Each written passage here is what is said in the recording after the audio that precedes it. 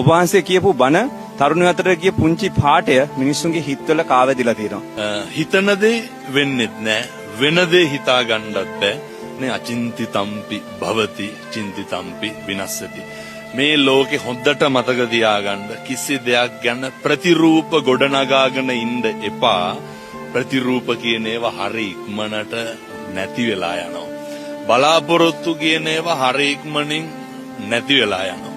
මේ ලෝකේ හැම එකක්ම తాවකාලිකයි. බුදුවරු දේශනා කරන්නේ මේ ලෝකේ හැම දෙයක්ම වෙනස් වෙනවා. හැම තප්පරයක් ඇතුළතම ඒක පුද්ගලයෙක් වශයෙන් උත් වෙනස් වෙනවා. භෞතික දේවල් රටක් ලෝකයක් වන වශයෙන් හැම වෙලේම හැම දෙයක්ම වෙනස් වෙනවා. අවසානදී පුට්ටස්ස ලෝක ධම්මේහි චිත්තං යස්සන කම්පති. අකම්පිතව ජීවත් වෙන්න හෙල්ලෙන්න එපා.